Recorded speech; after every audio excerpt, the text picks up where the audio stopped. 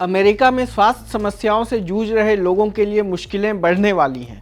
अमेरिकी विदेश विभाग ने शुक्रवार को दुनिया भर में अपने दूतावासों और वाणिज्य दूतावासों को नए निर्देश जारी किए हैं, जिनके तहत अब गंभीर बीमारियों से पीड़ित लोगों को अमेरिका में प्रवेश करने या लंबे समय तक रहने की अनुमति देना कठिन हो सकता है।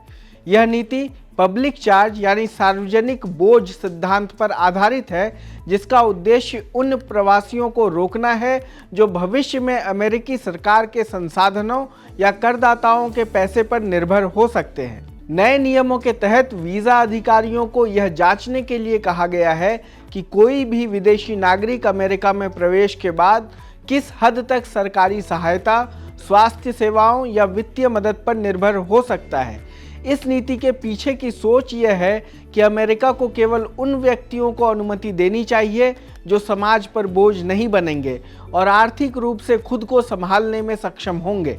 अब वीज़ा अधिकारी आवेदकों की उम्र, स्वास्थ्य स्थिति, आर्थिक पृष्ठभूमि और भविष्य की संभावित मेडिकल ज़रूरतों का आकलन करेंगे। अगर उन्हें लगता है कि कोई व्यक्ति गंभीर स्वास्थ्य समस्या से ग्रसित है और उसके इलाज का खर्च बहुत अधिक है, तो उसका वीज़ा अस्वीकार किया जा सकता है। अमेरिकी प्रशासन के नए निर्देश में कहा गया है कि कुछ बीमारियां जैसे हृदय रोग, सांस संबंधी दिक्कतें, कैंसर, डायबिटीज़, न्यूरोलॉजिकल और मेटाबॉलिकल डिजीज़ या मानसिक स्वास्थ्य समस्याएं लंबे समय तक महंगे इलाज की मांग करती हैं। मोटापा जैसी स्थिति को भी अब हाई रिस्क फैक्टर के रूप में देखा जाएगा, क्योंकि यह asthma, sleep apnoea, blood pressure और अन्य क्रॉनिक बीमारियों का कारण बन सकती है।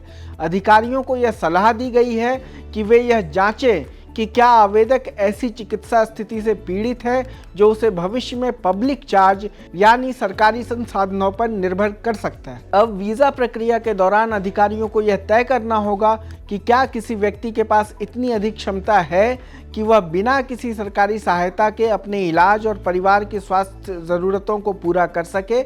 यदि किसी व्यक्ति को लंबे अवधि की देखभाल, महंगी दवाओं या नियमित चिकित्सीय हस्तक्षेप की आवश्यकता है, तो उसके वीज़ा को मंजूरी मिलना कठिन होगा। खास बात यह है कि इस नए नियम के तहत केवल आवेदक ही नहीं, बल्कि उसके परिवार के सदस्यों जैसे बच्चों, बुजुर्गों, माता पिता या जीवन साथी की स्वास्थ्य स्थिति का भी ध्यान रखा जाएगा। कानूनी विशेषज्ञों और इमिग्रेशन वकीलों ने इस कदम को बेहद चिंताजनक बताया है। लीगल इमिग्रेशन नेटवर्क के वरिष्ठ वकील चार्ल्स व्हीलर का कहना है कि वीज़ा अधिकारी मेडिकल एक्सपर्ट नहीं होते, इसलिए उनसे यह अपेक्षा करना कि वे किसी बीमारी की गंभीरता या उसके संभावित खर्च का आकलन करें, व्यवहारिक रूप से गलत है। उन्होंने कहा कि किसी बीमारी का असर व्यक्ति की आर्थिक स्थिति या सरकारी संसाधन पर कितना पड़ेगा, इसका निर्णय चिकित्सा विशेषज्ञों के बिना नहीं किया जा सकता।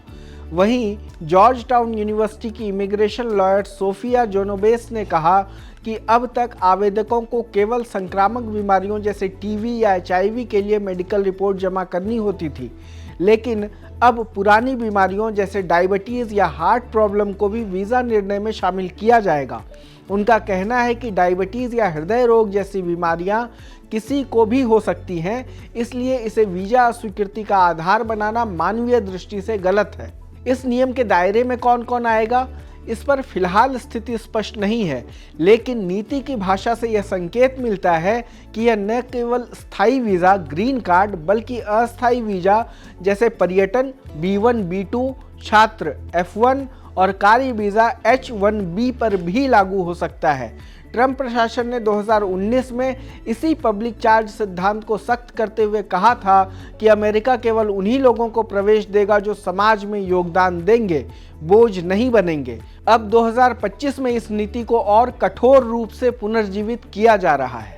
विशेषज्ञों ने यह भी कहा कि इस नए नियम के लागू होने से वीज़ा इंटरव्यू के दौरान जटिलताएं बढ़ेंगी, क्योंकि अधिकारी यह जांचने की कोशिश करेंगे कि किसी व्यक्ति को भविष्य में कितनी चिकित्सा ज़रूरतें पड़ सकती हैं।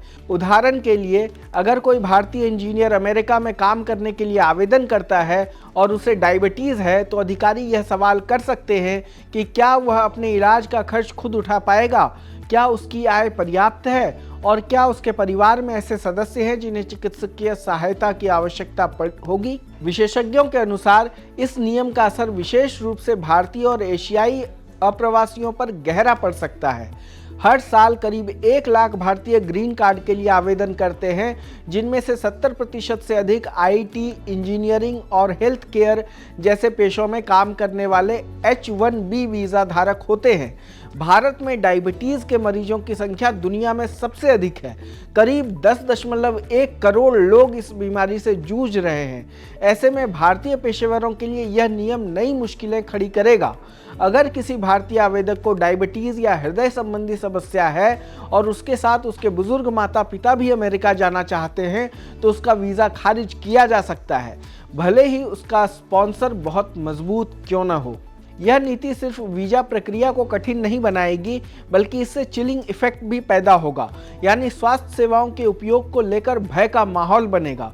2019 में लागू पुराने नियमों के दौरान यह देखा गया कि लगभग 7 में से 1 अप्रवासी परिवार ने मेडिकेड, स्नैप, फूड असिस्टेंट या हाउसिंग जैसी सरकारी योजनाओं का उपयोग बंद कर दिया था, भले ही वे इसके लिए योग्य थे। लोगों ने बीमारियों को छिपाना शुरू कर दिया, इलाज टालने लगे ताकि उनके रिकॉर्ड में मेडिकल डिपेंडेंसी दर्ज न हो। इसके परिणाम स्वरूप स्वास्थ्य स्थितियां और बिगड़ी। अब 2025 में दोबारा यह स्थिति लौटने की संभावना है। इस नए नियम का असर अमेरिकी अर्थव्यवस्था पर भी पड़ सकता है। विशेषज्ञों का कहना है कि अमेरिका की कार्य शक्ति में अप्रवासियों का बड़ा योगदान है, खासकर टेक और हेल्थ केयर सेक्टर में। अगर स्वास्थ्य समस्याओं वाले कुशल प्रवासी अब अमेरिका नहीं जा पाएंगे तो इन क्षेत्रों में प्रतिभा की कमी हो सकती है। हालांकि प्रशासन का तर्क है कि इससे सरकारी खर्च में कमी आएगी, क्योंकि ऐसे प्रवासी जो महंगे इलाज पर निर्भर हैं, वे अब अमेरिकी टैक्स सिस्टम पर भार नहीं बनेंगे। अमेरिका के लिए यह नीति दोहरी तलवार की तरह है।